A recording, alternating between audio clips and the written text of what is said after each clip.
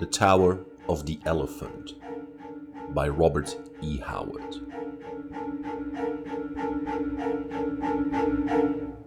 Torches flared murkily on the revels in the mall, where the thieves of the East held carnival by night. In the mall they could carouse and roar as they liked, for honest people shunned the quarters, and watchmen, well paid with stained coins, did not interfere with their sport. Along the crooked, unpaved streets with their heaps of refuse and sloppy puddles, drunken roisterers staggered, roaring. Steel glinted in the shadows where wolf preyed on wolf, and from the darkness rose the shrill laughter of women and the sounds of scuffling and strugglings. Torchlight licked luridly from broken windows and white-thrown doors, and out of those doors stale smells of wine and rank, sweaty bodies, clamor of drinking jacks and fists hammered on rough tables, snatches of obscene songs rushed like a blow in the face.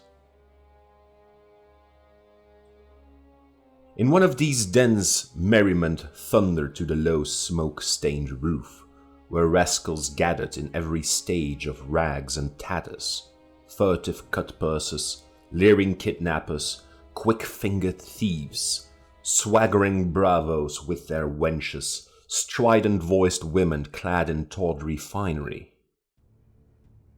Native rogues were the dominant element, dark-skinned, dark-eyed Zamorians, with daggers at their girdles and guile in their hearts. But there were wolves of half a dozen outland nations there as well. There was a giant Hyborean renegade, taciturn, dangerous with a broadsword strapped to his great gaunt frame, for men wore steel openly in the mall. There was a Shemitish counterfeiter, with his hook nose and curled blue-black beard. There was a bold-eyed Brephunian wench sitting on the knee of a tawny-haired gunderman, a wandering mercenary soldier, a deserter from some defeated army. And the fat, gross rogue whose bawdy jests were causing all the shouts of mirth was a professional kidnapper, come up from distant Koth to teach women stealing to Zamorians who were born with more knowledge of the art than he could ever attain. This man halted in his description of an intended victim's charms and thrust his muzzle into a huge tankard of frothing ale. Then, blowing the foam from his fat lips, he said, "By Baal, god of all thieves, I'll show him how to steal wenches. I'll have her over the Zamorian border before dawn, and there'll be a caravan waiting to receive her. 300 pieces of silver, the kind of Ophir promised me for a sleek young Brephunian of the better class. It took me weeks, wandering among the border cities as a beggar, to find one I knew would suit. And she is a pretty baggage." He blew a slobbery kiss in the air. "I know lords in Shem who would trade the secret of the Elephant Tower for her," he said, returning to his ale. A touch on his tunic sleeve made him turn his head, scowling at the interruption. He saw a tall, strongly made youth standing beside him. This person was as much out of place in that den as a grey wolf among mangy rats of the gutter. His cheap tunic could not conceal the hard, rangy lines of his powerful frame, the broad, heavy shoulders, the massive chest, lean waist and heavy arms. His skin was brown from outland suns, his eyes blue and smouldering. A shock of tousled black hair crowned his broad forehead. From his girdle hung a sword in a worn leather scabbard. The Kothian involuntarily drew back, for the man was not one of any civilized race he knew. "You spoke of the Elephant Tower," said the stranger, speaking Zamorian with an alien accent. "I have heard much of this tower." What is its secret? The fellow's attitude did not seem threatening, and the Kofian's courage was bolstered up by the ale, and the evident approval of his audience. He swelled with self-importance. "The secret of the Elephant Tower?" he exclaimed. "What? Any fool knows that Yara the priest dwells there, with the great jewel men call the Elephant's Heart. That's the secret of his magic." The barbarian digested this for a space. "I have seen this tower," he said. "It is set in a great garden above the level of the city, surrounded by high walls. I have seen no guards. The walls would be easy to climb. Why has not somebody stolen this secret gem?" The Kofian stared wide-mouthed at the other's simplicity, then burst into a roar of derisive mirth, in which the others joined. "Hearken to this heathen," he bellowed. "He would steal the jewel of Yara? Hearken, fella," he said, turning portentously to the others. "I suppose you're some sort of northern barbarian." "I am a Cimmerian," the outlander answered in no friendly tone. The reply and the manner of it meant little to the Kofian. Of a kingdom that lay far to the south, on the borders of Shem, he knew only vaguely of the northern races. "Then give ear and learn wisdom, fella," said he, pointing his drinking jack at the discomfited youth. "Know that in Zamora, and more especially in this city, there are more bold thieves than anywhere else in the world. Even Koth. If mortal man could have stolen the gem, be sure it would have been filched long ago. You speak of climbing the walls, but once having climbed, you would quickly wish yourself back again. There are no guards in the garden at night for a very good reason. That is, no human guards. But in the watch chamber, in the lower part of the tower, are armed men. And even if you pass those who roam the gardens by night, you must still pass through the soldiers, for the gem is kept somewhere in the tower above." "But if a man could pass through the gardens," argued the Cimmerian, "why could he not come at the gem through the upper part of the tower, and thus avoid the soldiers?" Again, the Kofian gaped at him. "Listen to him!" he shouted jeeringly. "The barbarian is an eagle who would fly to the jeweled rim of the tower, which is only 150 feet above the earth, with rounded sides slicker than polished glass." The Cimmerian glared about, embarrassed at the roar of mocking laughter that greeted this remark. He saw no particular humor in it, and was too new to civilization to understand its discourtesies. Civilized men are more discourteous than savages, because they know they can be impolite without having their skulls split, as a general thing. He was bewildered and chagrined, and doubtless would have slunk away abashed, but the Kofian chose to goad him further. "Come, come," he shouted. "Tell these poor fellas, who have only been thieves since before you were spawned, tell them how you would steal the gem." "There is always a way, if the desire be coupled with courage," answered the Cimmerian, shortly, nettled. The Kofian chose to take this as a personal slur. His face grew purple with anger. "What?" he roared. "You dare tell us our business, and intimate that we are cowards? Get along, get out of my sight!" And he pushed the Cimmerian violently. "Will you mock me and then lay hands on me?" grated the barbarian, his quick rage leaping up. And he returned to push with an open-handed blow that knocked his tormented back against the rude-hewn table. Ale splashed over the jack's lip, and the Kofian roared in fury, dragging at his sword. "Heathen dog!" he bellowed. "I'll have your heart for that!" Steel flashed, and the throng surged wildly back out of the way.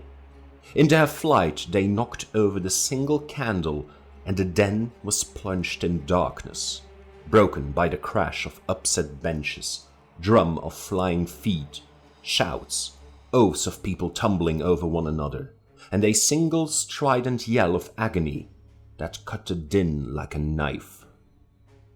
When a candle was relighted, most of the guests had gone out by the doors and broken windows, and the rest huddled behind stacks of wine kegs and under tables. The barbarian was gone. The center of the room was deserted except for the gashed body of the Kothian. The Cimmerian, with the unerring instinct of the barbarian, had killed his man in the darkness and confusion.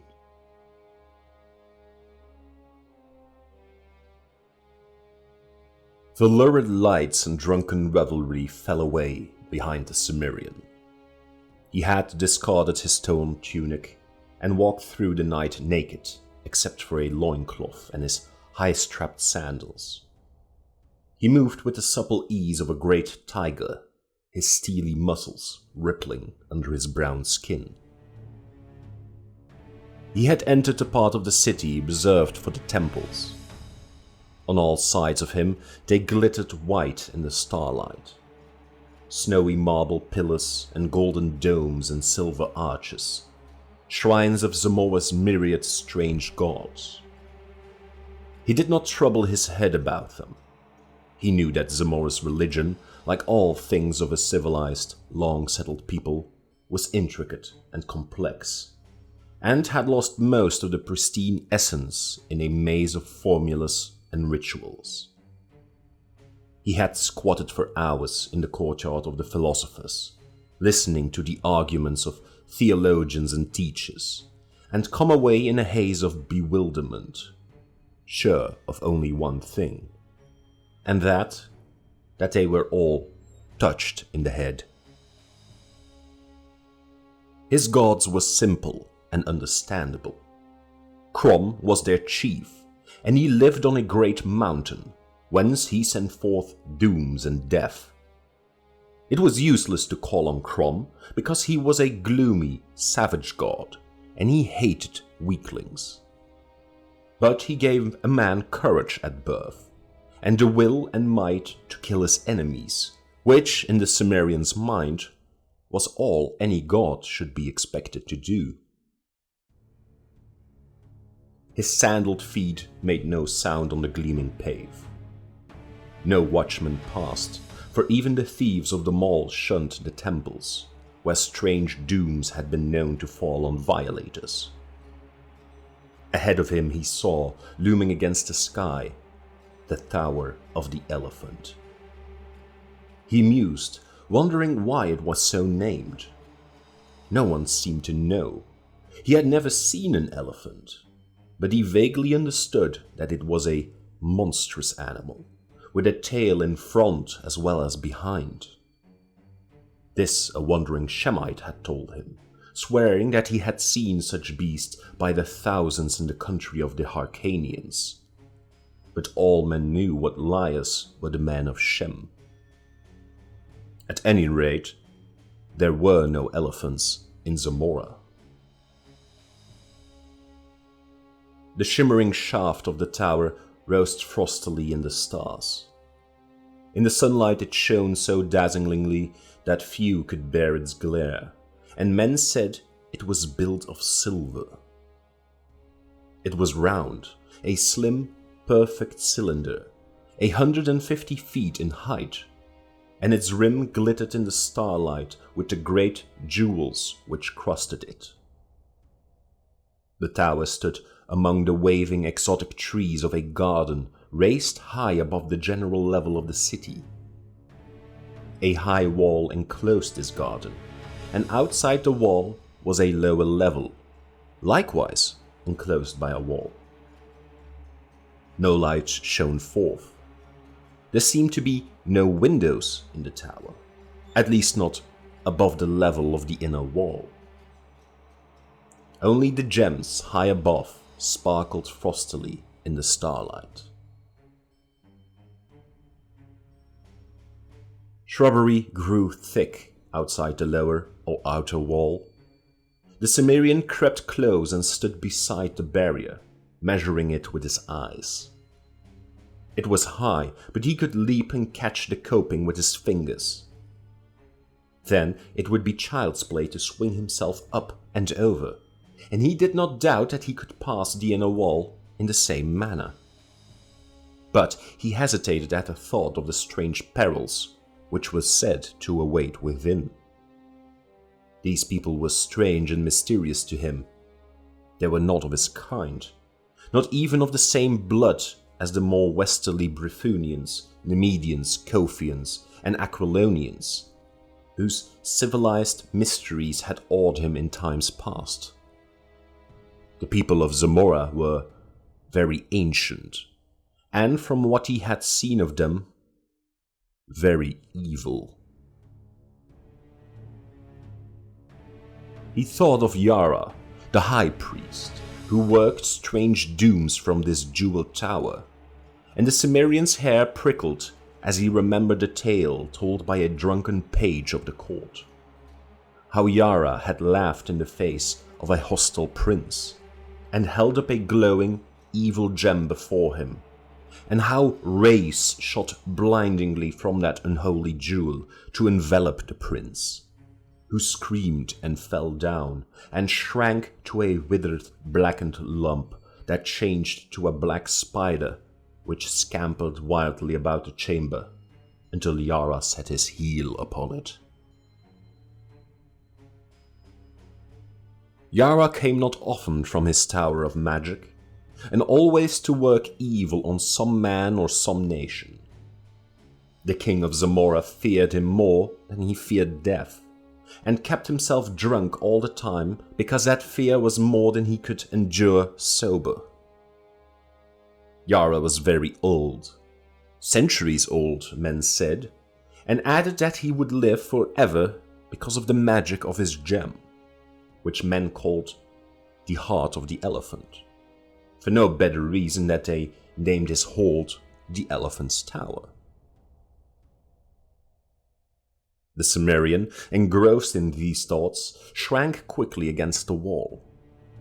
Within the garden, someone was passing, who walked with a measured stride. The listener heard the clink of steel. So after all, a god did pace those gardens. The Cimmerian waited, expected to hear him pass again, on the next round, but silence rested over the mysterious gardens. At last, curiosity overcame him. Leaping lightly, he grasped the wall and swung himself up to the top with one arm. Lying flat on the broad coping, he looked down into the wide space between the walls. No shrubbery grew near him, though he saw some carefully trimmed bushes near the inner wall. The starlight fell on the even sward, and somewhere a fountain tinkled. The Cimmerian cautiously lowered himself down on the inside and drew his sword, staring about him. He was shaken by the nervousness of the wild at standing thus unprotected in the naked starlight, and he moved lightly around the curve of the wall, hugging its shadow, until he was even with the shrubbery he had noticed. Then he ran quickly toward it, crouching low, and almost tripped over a form that lay crumpled near the edges of the bushes. A quick look to right and left showed him no enemy in sight at least, and he bent close to investigate. His keen eyes, even in the dim starlight, showed him a strongly built man in the silvered armor and crested helmet of the Zamorian royal guard. A shield and a spear lay near him, and it took but an instant's examination to show that he had been strangled. The barbarian glanced about uneasily. He knew that this man must be the guard he had heard pass his hiding place by the wall. Only a short time had passed, yet in that interval nameless hands had reached out of the dark and choked out the soldier's life. Straining his eyes in the gloom, he saw a hint of motion through the shrubs near the wall. Thither he glided, gripping his sword. He made no more noise than a panther stealing through the night, yet the man he was stalking heard. The Cimmerian had a dim glimpse of a huge bulk close to the wall, felt relieved that it was at least human. Then the fellow wheeled quickly with a gasp that sounded like panic, made the first motion of a forward plunge, hands clutching, then recoiled as the Cimmerian's blade caught the starlight. For a tense instant, neither spoke, standing ready for anything. "You are no soldier," hissed the stranger at last. "You are a thief, like myself." "And who are you?" asked the Cimmerian in a suspicious whisper. "Thoris of Nemedia." The Cimmerian lowered his sword. "I've heard of you. Men call you a prince of thieves." A low laugh answered him. Taurus was as tall as the Cimmerian, and heavier. He was big-bellied and fat, but his every movement betokened a subtle dynamic magnetism, which was reflected in the keen eyes that glinted vitally, even in the starlight. He was barefooted, and carried a coil of what looked like a thin, strong rope, knotted at regular intervals. "Who are you?" he whispered. "Conan, a Cimmerian," answered the other. "I came seeking a way to steal Yara's jewel, that men call the elephant's heart." Conan sensed the man's great belly shaking in laughter, but it was not derisive. "By Bel, god of thieves," hissed Taurus. "I have thought only myself had the courage to attempt that poaching. These Zamorians call themselves thieves. Pah! Conan, I like your grit. I've never shared an adventure with anyone, but by Bel, we'll attempt this together if you're willing." "Then you are after the gem too?" "What else? I've had my plans laid for months, but you, I think, have acted on sudden impulse, my friends." "You killed that soldier?" "Of course. I slid over the wall when he was on the other side of the garden. I hid in the bushes. He heard me, or he thought he heard something. When he came blundering over, it was no trick at all to get behind him and suddenly grip his neck and choke out his fool's life. He was like most men, half blind in the dark. A good thief should have eyes like a cat's." "You made one mistake," said Conan. Taurus's eyes flashed angrily. "I? A mistake? Impossible." "You should have dragged the body into the bushes." "Set a novice to the master of the art. They will not change the guard until past midnight. Should any come searching for him now and find his body, they will flee at once to Yara, bellowing the news, and give us time to escape. Were they not to find it, they go on beating up the bushes and catch us like rats in a trap." "You are right," agreed Conan. "So, now attend. We waste time in this cursed discussion. There are no guards in the inner garden. Human guards, I mean. Though there are sentinels, even more deadly. It was their presence which baffled me for so long, but I finally discovered a way to circumvent them." "And what of the soldiers in the lower part of the tower?" "Old Yara dwells in the chambers above. By that route we will come. And go, I hope. Never mind asking me how. I have arranged a way. We will steal down through the top of the tower and strangle old Yara before he can cast any of his accursed spells on us. At least, we'll try. It's the chance of being turned into a spider or a toad, against the wealth and the power of the worlds. All good thieves must know how to take risks. I'll go as far as any man, said Conan, slipping off his sandals. Then follow me. And turning, Taurus leapt up, caught a wall and drew himself up. The man's suppleness was amazing considering his bulk. He seemed almost to glide up over the edge of the coping. Conan followed him, and lying flat on the broad top, they spoke in weary whispers. I see no light, Conan muttered. The lower part of the tower seemed much like that portion visible from outside the garden. A perfect, gleaming cylinder with no apparent openings. There are cleverly constructed doors and windows, answered Taurus. But they are closed. The soldiers breathe air that comes from above. The garden was a vague pool of shadows, where feathery bushes and low-spreading trees waved darkly in the starlight.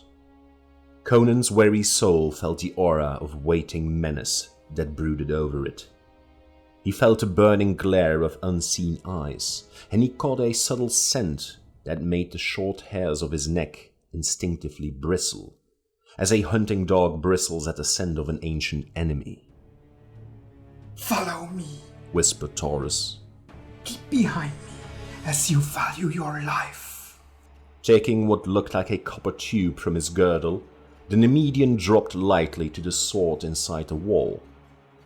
Conan was close behind him, sword ready, but Taurus pushed him back, close to the wall, and showed no indication to advance himself.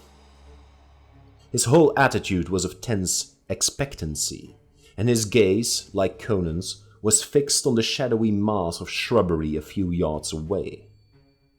This shrubbery was shaken, although the breeze had died down. Then two great eyes blazed from the waving shadows, and behind them other sparks of fire glinted in the darkness. Lions, muttered Conan. Aye. By day they are kept in subterranean caverns below the tower. That's why there are no guards in this garden. Conan counted the eyes rapidly. 5 in sight. Maybe more back in the bushes. They'll charge in a moment. Be silent, hissed Taurus, and he moved out from the wall, cautiously as if treading on razors, lifting the slender tube. Low rumblings rose from the shadows, and the blazing eyes moved forward. Conan could sense the great slavering jaws and the tufted tails lashing tawny sides. The air grew tense. The Cimmerian gripped his sword, expecting the charge and the irresistible hurtling of giant bodies. Then Taurus brought the mouth of the tube to his lips and blew powerfully. A long jet of yellowish powder shot from the other end of the tube and billowed out instantly in a thick, green-yellow cloud that settled over the shrubbery, blotting out the glaring eyes. Taurus ran back hastily to the wall. Conan glared without understanding. The thick cloud hit the shrubbery, and from it no sound came. What is that mist? The Cimmerian asked uneasily. Death, hissed the Nemedian. If a wind springs up and blows it back upon us, we must flee over the wall. But no, the wind is still, and now it is dissipating. Wait until it vanishes entirely. To breathe it is death. Presently, only yellowish shreds hung ghostly in the air. Then they were gone, and Taurus motioned his companion forward. They stole toward the bushes, and Conan gasped. Stretched out in the shadows lay 5 great tawny shapes, the fire of their grim eyes dimmed forever. A sweetish cloying scent lingered in the atmosphere. They died without a sound, muttered the Cimmerian. Taurus, what was that powder? It was made from the black lotus, whose blossoms wave in the lost jungles of Kitai, where only the yellow-skulled priests of Yun dwell. Those blossoms strike dead any who smell them. Conan knelt beside the great forms, assuring himself that they were indeed beyond the power of harm. He shook his head. The magic of the exotic lands was mysterious and terrible to the barbarians of the north. Why can you not slay the soldiers in the tower in the same way? He asked. Because that was all the powder I possessed. The obtaining of it was a feat in which itself was enough to make me famous amongst the thieves of the world. I stole it out of a caravan bound for Stygia, and I lifted it in its cloth of gold bag out of the coils of the great serpent which guarded it, without awakening him. But come, in Bel's name, are we to waste the night in discussion? They glided through the shrubbery to the gleaming foot of the tower, and there, with a motion enjoying silence, Taurus unwound his knotted cord, on one end of which was a strong steel hook. Conan saw his plan, and asked no questions as the Nemedian gripped the line a short distance below the hook, and began to swing it about his head. Conan led his ear to the smooth wall and listened, but could hear nothing. Evidently the soldiers within did not suspect the presence of intruders, who had made no more sound than the night wind blowing through the trees. But a strange nervousness was on the barbarian. Perhaps it was the lion's smell which was over everything. Taurus threw the line with a smooth, ripping motion of his mighty arm. The hook curved upward and inward in a peculiar manner, hard to describe, and vanished over the jeweled rim. It apparently caught firmly, for cautious jerking and then hard pulling did not result in any slipping or giving. Luck the first cast, murmured Taurus. It was Conan's savage instinct which made him wheel suddenly, for the death that was upon them made no sound. A fleeting glimpse showed the Cimmerian the giant tawny shape, rearing upright against the stars, towering over him for the death stroke. No civilized man could have moved half so quickly as the barbarian moved. His sword flashed frostily in the starlight with every ounce of desperate nerve, and threw behind it. And man and beast went down together. Cursing incoherently beneath his breath, Taurus bent above the mass, and saw his companion's limbs move as he strove to drag himself from under the great weight that lay limply upon him. A glance showed the startled Nemedian that the lion was dead, its slanting skull split in half. He laid hold of the carcass, and by his aid Conan thrust it aside and clambered up, still gripping his dripping sword. "Are you hurt, man?" gasped Taurus, still bewildered by the stunning swiftness of that touch-and-go episode. "No, by Crom," answered the barbarian. "But that was as close a call as I've had in a life no ways tame. Why did not the cursed beast roar as he charged?" "All things are strange in this garden," said Taurus. "The lion strikes silently, and so do all the deaths. But come, little sound was made in that slaying, but the soldiers might have heard, if they are not asleep or drunk. That beast was in some other part of the garden and escaped the death of the flowers. But surely there are no more. We must climb this court. Little need to ask a Cimmerian if he can." "If it will bear my weight," grunted Conan, cleansing his sword on the grass. "It will thrice my own, answered Taurus. It was woven from the tresses of dead women, which I took from their tombs at midnight and steeped in the deadly wine of the upas tree to give it strength. I will go first, then follow me closely. The Nemedian gripped the rope and, crooking a knee about it, began the ascent.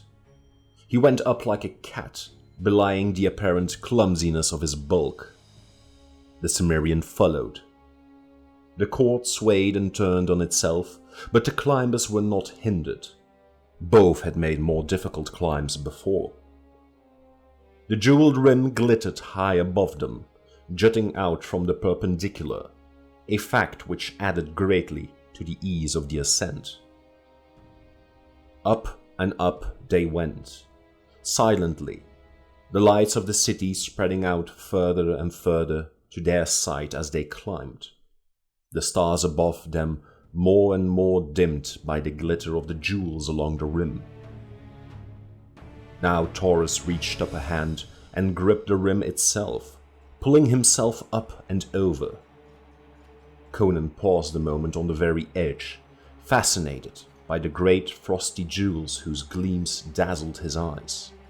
Diamonds, rubies, emeralds, sapphires, turquoises, moonstones, set thick as stars in the shimmering silver. At a distance, their different gleams had seemed to merge into a pulsing white glare, but now, at close range, they shimmered with a million rainbow tints and lights, hypnotizing him with their scintillations. "There is a fabulous fortune here, Taurus," he whispered, but the Nemedian answered impatiently. Come on! If we secure the heart, these and all other things shall be ours. Conan climbed over the sparkling rim. The level of the tower's top was some feet below the gemmed ledge. It was flat, composed of some dark blue substance, set with gold that caught the starlight, so that the whole looked like a white sapphire flecked with shining gold dust.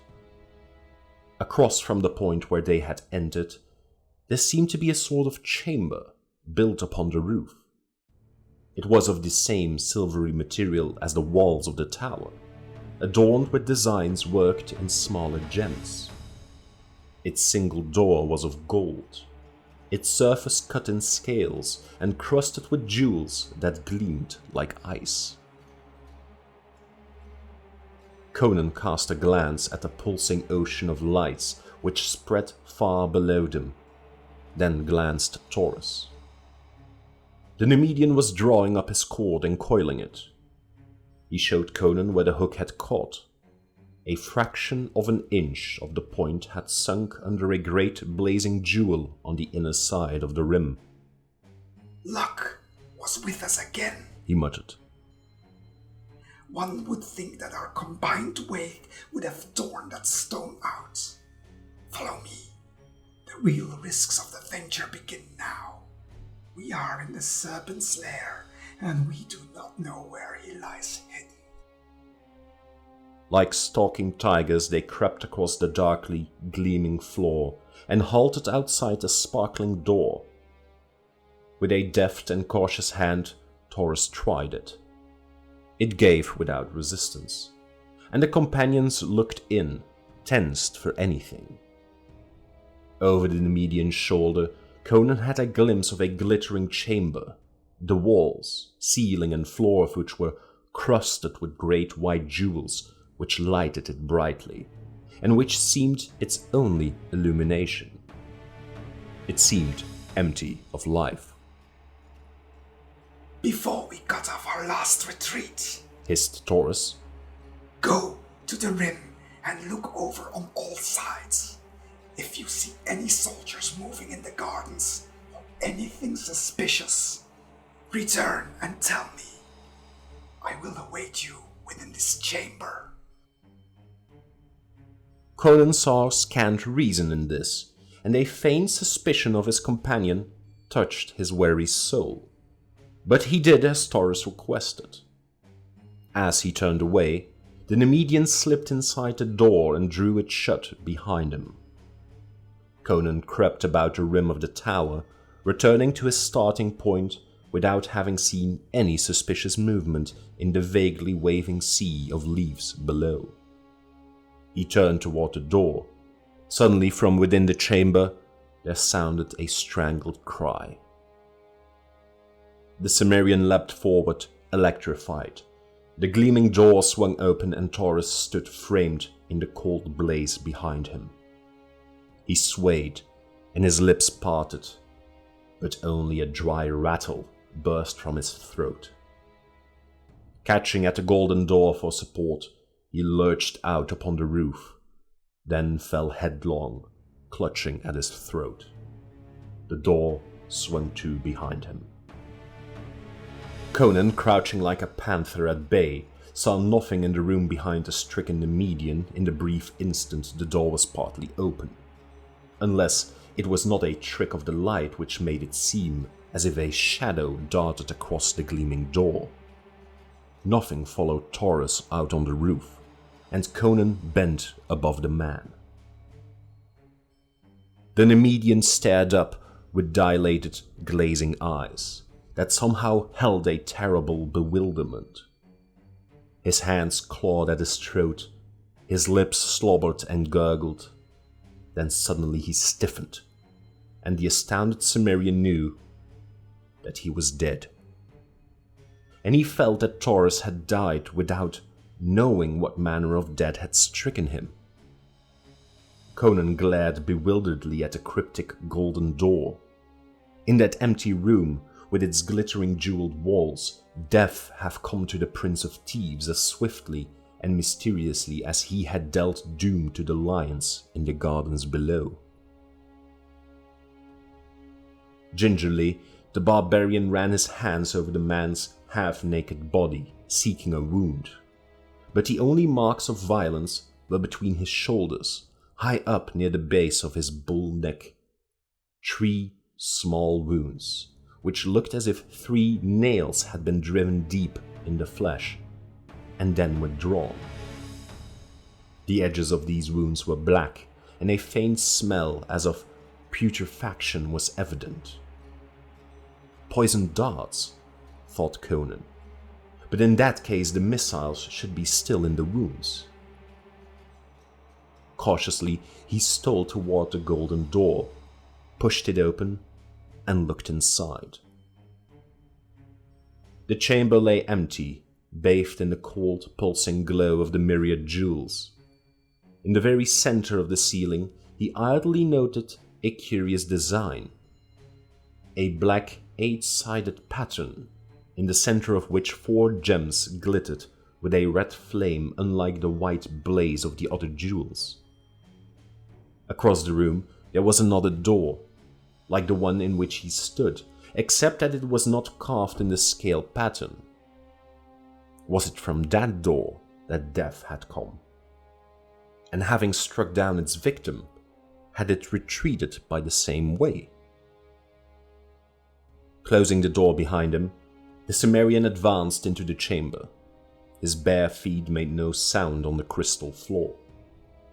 There were no chairs or tables in the chamber, only 3 or 4 silken couches, embroidered with gold and worked in strange serpentine designs, and several silver-bound mahogany chests.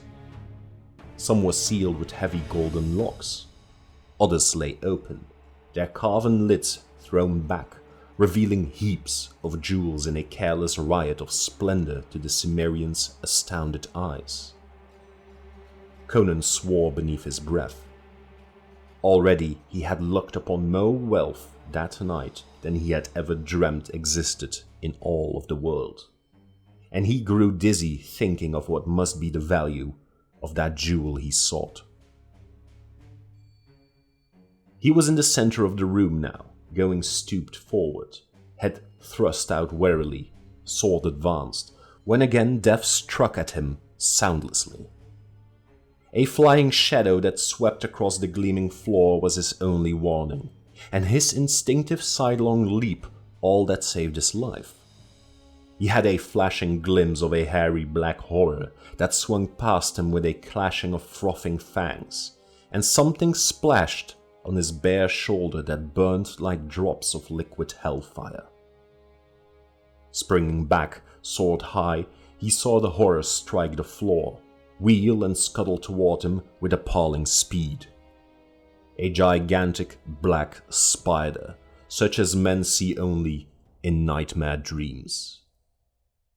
It was as large as a pig, and its 8 thick hairy legs drove its ogreish body over the floor at headlong pace. Its 4 evilly gleaming eyes shone with a horrible intelligence, and its fangs dripped venom that Conan knew from the burning of his shoulder, where only a few drops had splashed as the thing struck and missed, was laden with swift death. This was the killer that had dropped from its perch in the middle of the ceiling on a strand of its web, onto the neck of the Nemedian. Fools that they were not to have suspected that the upper chambers would be guarded as well as the lower. These thoughts flashed briefly through Conan's mind as the monster rushed in. He leapt high, and it passed beneath him, wheeled and charged back. This time he evaded its rush with a sidewise leap and struck back like a cat. His sword severed one of the hairy legs, and again he barely saved himself as the monstrosity swerved at him, fangs clicking fiendishly. But the creature did not press the pursuit. Turning, it scuttled across the crystal floor and ran up the wall to the ceiling, where it crouched for an instant, glaring down at him with its fiendish red eyes. Then, without warning, it launched itself through space, trailing a strand of slimy, greyish stuff. Conan stepped back to avoid the hurtling body, then ducked frantically, just in time to escape being snared by the flying web rope. He saw the monster's intent and sprang toward the door, but it was quicker, and a sticky strand cast across the door made him a prisoner. He dared not to try to cut it with his sword. He knew the stuff would cling to the blade, and before he could shake it loose, the fiend would be sinking its fangs into his back. Then began a desperate game, the wits and quickness of the man matched against the fiendish craft and speed of the giant spider. It no longer scuttled across the floor in a direct charge, or swung its body through the air at him. It raced about the ceiling and the walls, seeking to snare him in the long loops of sticky grey web strands, which it flung with a devilish accuracy. These strands were thick as ropes, and Conan knew that once they were coiled about him, his desperate strength would not be enough to tear him free before the monster struck. All over the chamber went on that devil's game, in utter silence except for the quick breathing of the man, the low scuff of his bare feet on the shining floor, the castanet rattle of the monstrosity's fangs.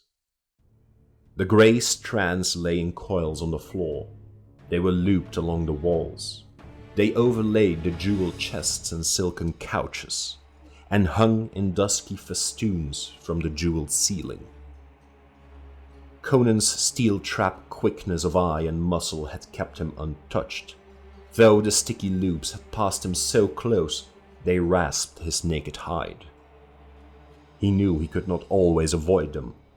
He not only had to watch the strands swinging from the ceiling, but to keep his eye on the floor lest he trip in the coils that lay there. Sooner or later, a gummy loop would writhe about him, python-like, and then, wrapped like a cocoon, he would lie at the monster's mercy. The spider raced across the chamber floor, the grey rope waving out behind it. Conan leapt high, clearing a couch.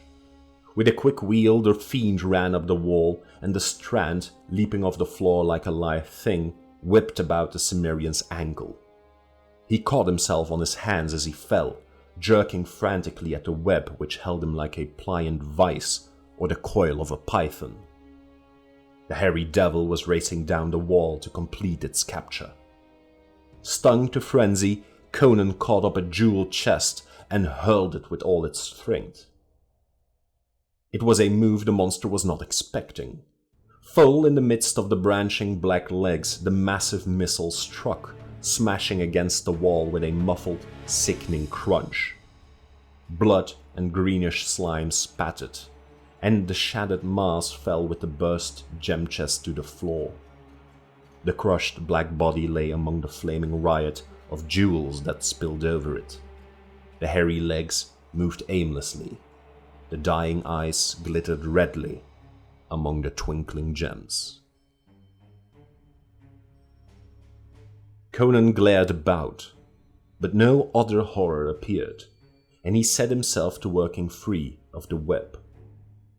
The substance clung tenaciously to his ankle and his hands, but at last he was free, and taking up his sword, he picked his way among the grey coils and loops to the inner door.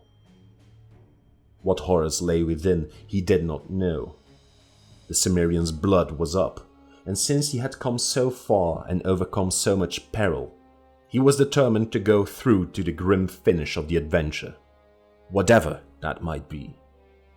And he felt that the jewel he sought was not among the many so carelessly strewn about the gleaming chamber. Stripping off the loops that fouled the inner door, he found that it, like the other, was not locked.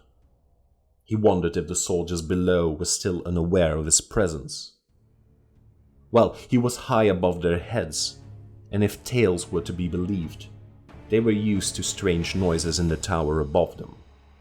Sinister sounds, and screams of agony and horror. Yara was on his mind, and he was not altogether comfortable as he opened the golden door. But he saw only a flight of silver steps leading down, dimly lighted by what means he could not ascertain. Down these he went silently, gripping his sword. He heard no sound, and came presently to an ivory door set with bloodstones. He listened, but no sound came from within. Only thin wisps of smoke drifted lazily from beneath the door, bearing a curious, exotic odor, unfamiliar to the Cimmerian. Below him, the silver stair wound down to vanish in the dimness, and up that shadowy well no sound floated. He had an eerie feeling that he was alone in a tower occupied only by ghosts and phantoms.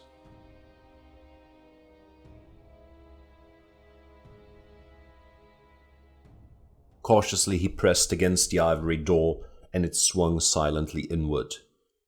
On the shimmering threshold, Conan stared like a wolf in strange surroundings, ready to fight or flee on the instant.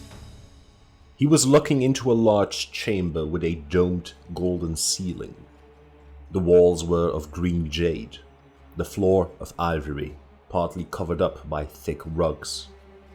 Smoke and exotic scent of incense floated up from a brazier on a golden tripod, and behind it sat an idol on a sort of marble couch. Conan stared aghast. The image had the body of a man, naked and green in color, but the head was one of nightmare and madness. Too large for the human body, it had no attributes of humanity. Conan stared at the white, flaring ears, the curling proboscis, and either side of which stood white tusks tipped with round golden balls. The eyes were closed, as if in sleep. This, then, was the reason for the name, the Tower of the Elephant, for the head of the thing was much like that of the beasts described by the Shemitish wanderer. This was Yara's god. Where then should the gem be, but concealed in the idol, since the stone was called the elephant's heart? As Conan came forward, his eyes fixed on the motionless idol, The eyes of the thing opened suddenly. The Cimmerian froze in his tracks.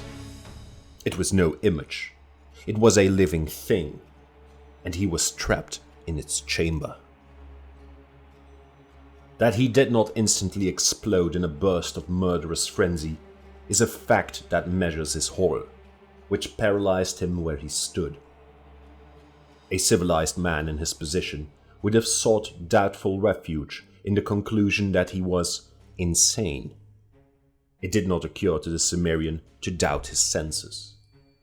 He knew he was face to face with a demon of the elder world, and the realization robbed him of all his faculties except sight. The trunk of the horror was lifted and quested about. The topaz eyes stared unseeingly, and Conan knew the monster was blind.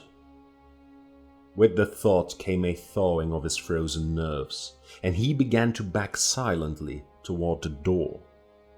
But the creature heard. The sensitive trunk stretched toward him, and Conan's horror froze him again when the being spoke, in a strange, stammering voice that never changed its key or timbre. The Cimmerian knew that those jaws were never built or intended for human speech. Who is here? Have you come to torture me again, Yara? Will you never be done? O Yakosha, is there no end to agony? Tears rolled from the sightless eyes, and Conan's gaze strayed to the limbs stretched on the marble couch, and he knew the monster would not rise to attack him. He knew the marks of the rack and the searing brand of the flame, and tough-souled as he was, he stood aghast at the ruined deformities, which his reason told him had once been limbs as comely as his own. And suddenly, all fear and repulsion went from him, to be replaced by a great pity. What this monster was, Conan could not know, but the evidences of its suffering were so terrible and pathetic that a strange aching sadness came over the Cimmerian. He knew not why. He only felt that he was looking upon a cosmic tragedy, and he shrank with shame, as if the guilt of a whole race were laid upon him. I am not Yara, he said. I am only a thief. I will not harm you. Come near that I may touch you. The creature faltered, and Conan came near unfearingly, his sword hanging forgotten in his hand. The sensitive trunk came out and groped over his face and shoulders as a blind man gropes, and its touch was light as a girl's hand. You are not of Yara's race of devils, sighed the creature. The clean, lean fierceness of the wastelands marks you. I know your people from old, whom I knew by another name in the long, long ago, when another world lifted its jeweled spires to the stars. There is blood on your fingers. The spider in the chamber above, and the lion in the garden, muttered Conan. You have slain a man too this night, answered the other. And there is death in the tower above. I feel, I know. Aye, muttered Conan. The prince of all thieves lies there dead from a bite of a vermin. So and so. The strange, inhuman voice rose in a sort of low chant. A slaying in the tavern and a slaying on the road. I know, I feel, and the third will make the magic of which not even Yara dreams. Oh, magic of deliverance, green gods of Ya. Again, tears fell as the tortured body was rocked to and fro in the grip of varied emotions. Conan looked on, bewildered. Then the convulsions ceased. The soft, sightless eyes were turned toward the Cimmerian. The trunk beckoned. "Oh man, listen," said the strange being. "I am foul and monstrous to you, am I not? Nay, do not answer, I know. But you would seem as strange to me could I see you. There are many worlds besides this earth, and life takes many shapes. I am neither god nor demon, but flesh and blood like yourself, though the substance differ in part and the form be cast in a different mold. I am very old, O man of the waste countries. Long and long ago I came to this planet with others of my world, from the green planet Ya, which circles forever in the outer fringe of this universe. We swept through space on mighty wings that drove us through the cosmos quicker than light, because we had warred with the kings of Ya and were defeated and outcasts. But we could never return, for on earth our wings withered from our shoulders. Here we abode apart from earthly life. We fought the strange and terrible forms of life which then walked the earth, so that we became feared, and we were not molested in the dim jungles of the east where we had our abode. We saw men grow from the ape and built the shining cities of Valusia, Camellia, Comaria, and their sisters. We saw them reel before the thrusts of the heathen Atlanteans and Picts and Lemurians. We saw the oceans rise and engulf Atlantis and Lemuria and the isles of the Picts and the shining cities of civilization. We saw the survivors of Pictdom and Atlantis build their Stone Age empires and go down to ruin, locked in bloody wars. We saw the Picts sink into abysmal savagery, the Atlanteans into apedom again. We saw new savages drift southward in conquering waves from the Arctic Circle to build a new civilization, with new kingdoms named Nemedia and Koth, and Aquilonia and their sisters. We saw your people rise under a new name from the jungles of the apes that had been Atlanteans. We saw the descendants of the Lemurians who had survived the cataclysm rise again through savagery and ride westwards as Hyrcanians. And we saw this race of devils, survivors of the ancient civilization that was before Atlantis sank, come once more into culture and power, this accursed kingdom of Zamora. All this we saw, neither aiding nor hindering the immutable cosmic law, and one by one we died, for we of Ya are not immortal, though our lives are as the lives of planets and constellations. At last I alone was left, dreaming of old times amongst the ruined temples of jungle lost Kitai, worshipped as a god by an ancient yellow-skinned race. Then came Yara. versed in dark knowledge handed down through the days of barbarism since before Atlantis sank.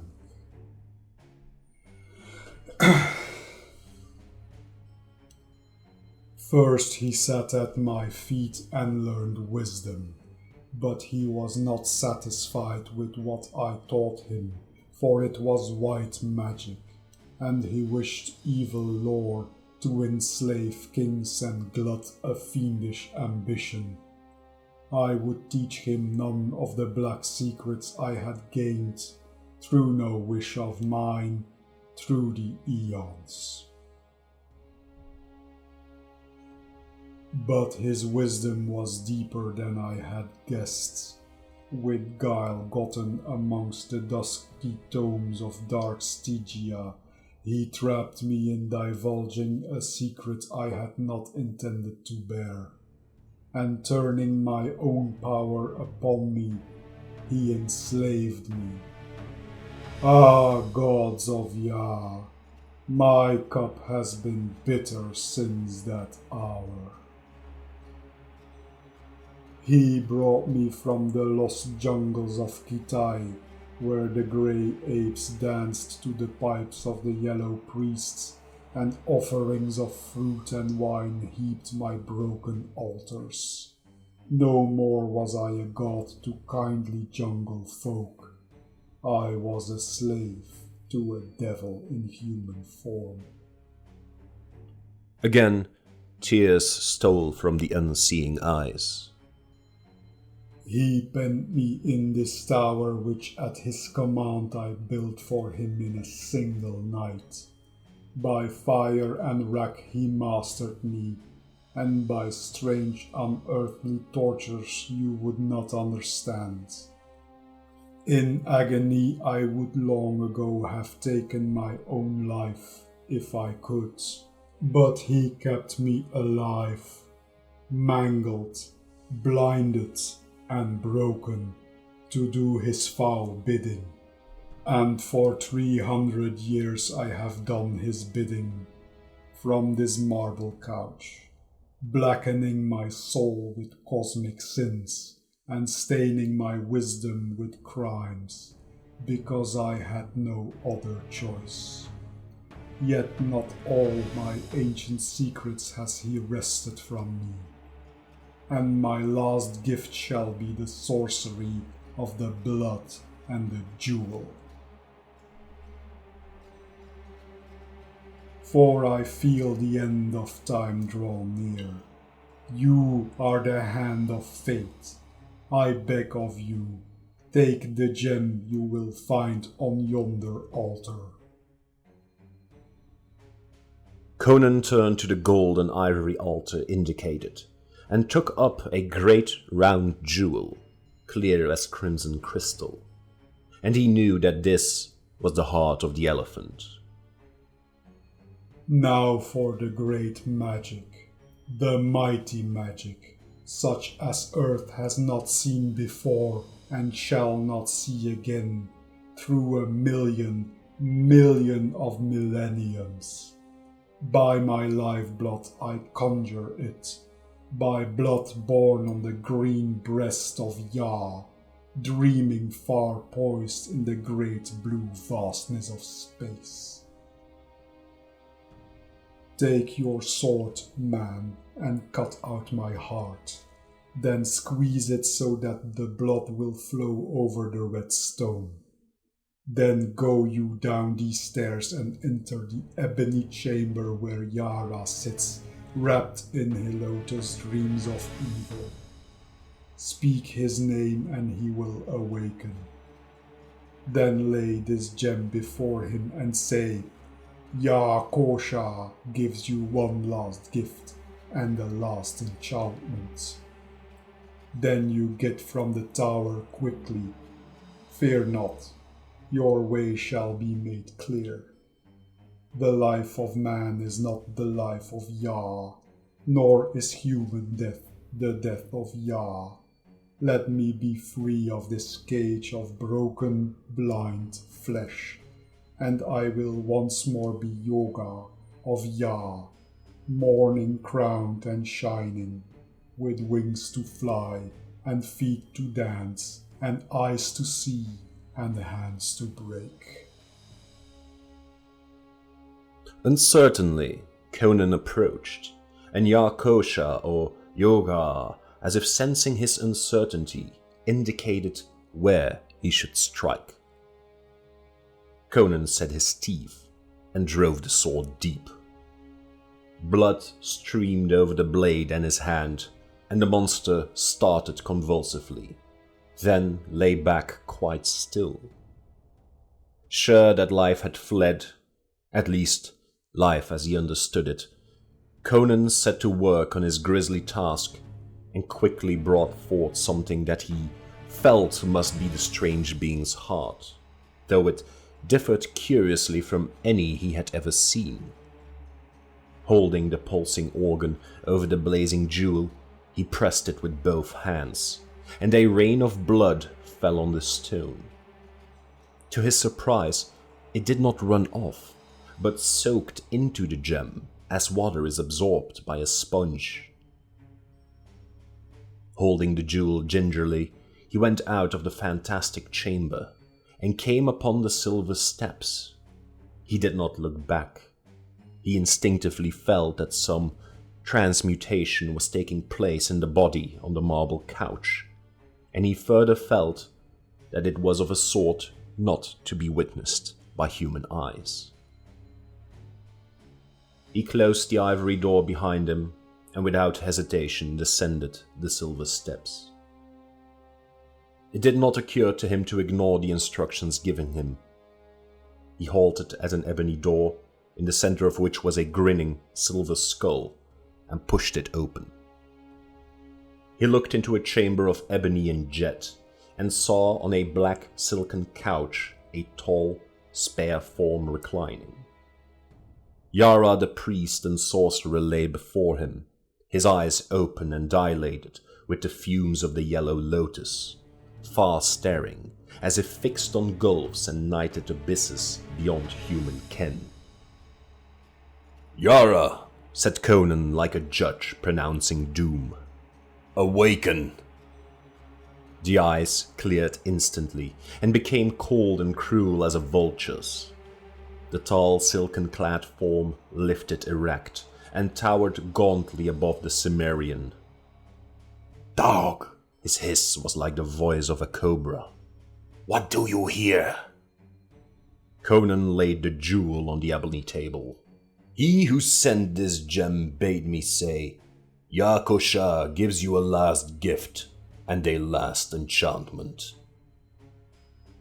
Yara recoiled, his dark face ashy.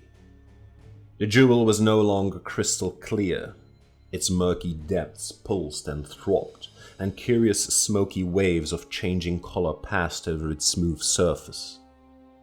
As if drawn hypnotically, Yara bent over the table and gripped the gem in his hands, staring into its shadowed depths, as if it were a magnet to draw the shuddering soul from his body. And as Conan looked, he thought that his eyes must be playing him tricks. For when Yara had risen up from his couch, the priest had seemed gigantically tall, yet now he saw that Yara's head would scarcely come to his shoulder. He blinked, puzzled, and for the first time that night doubted his own senses. Then, with a shock, he realized that the priest was shrinking in stature, was growing smaller before his very gaze. With a detached feeling, he watched, as a man might watch a play, immersed in a feeling of overpowering unreality. The Cimmerian was no longer sure of his own identity. He only knew that he was looking upon the external evidence of the unseen play of vast outer forces, beyond his understanding. Now, Yara was no bigger than a child. Now, like an infant, he sprawled on the table, still grasping the jewel.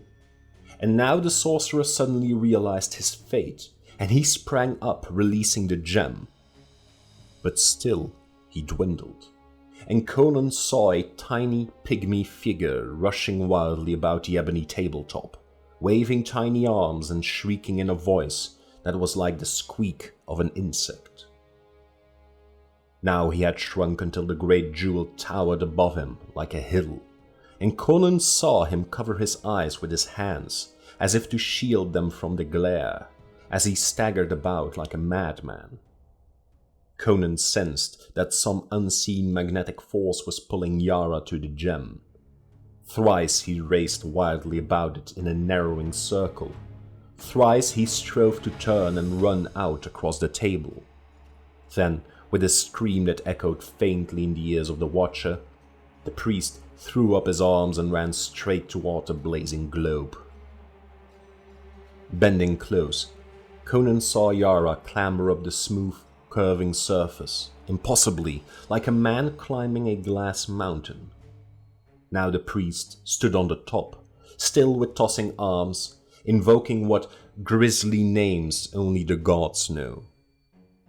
And suddenly he sank into the very heart of the jewel, as a man sinks into a sea, and Conan saw the smoky waves close over his head.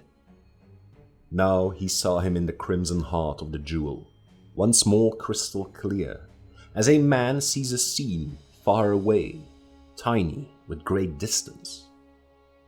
And into the heart came a green, shining winged figure with the body of a man and the head of an elephant, no longer blind or crippled. Yara threw up his arms and fled as a madman flees, and on his heels came the Avenger. Then, like the bursting of a bubble, the great jewel vanished in a rainbow burst of iridescent gleams, and the ebony tabletop lay bare and deserted. As bare, Conan somehow knew, as the marble couch in the chamber above, where the body of that strange trans-cosmic being called Yako Shah and Yoga had lain. The Cimmerian turned and fled from the chamber, down the silver stairs. So mazed was he that it did not occur to him to escape from the tower by the way he had entered it. Down that winding, shadowy silver well he ran, and came into a large chamber at the foot of the gleaming stairs. There he halted for an instant. He had come into the room of soldiers. He saw the glitter of their silver corselets, the sheen of their jeweled sword hilts. They sat slumped at the banquet board, their dusky plumes waving somberly above their drooping, helmeted heads. They lay among their dice and their fallen goblets on the wine-stained lapis lazuli floor. And he knew that they were all dead. The promise had been made, the word kept. Whether sorcery or magic, or the falling shadow of great green wings had stilled the revelry, Conan could not know. But his way had been made clear, and a silver door stood open, framed in the whiteness of dawn. Into the waving green gardens came the Cimmerian, and as the dawn wind blew upon him with the cool fragrance of luxuriant groves, he started like a man waking from a dream. He turned back uncertainly, to stare at the cryptic tower he had just left. Was he bewitched and enchanted? Had he dreamt all that had seemed to have passed? As he looked, he saw the gleaming tower sway against the crimson dawn, its jewel-crusted rim sparkling in the growing light, and crash into shining shards.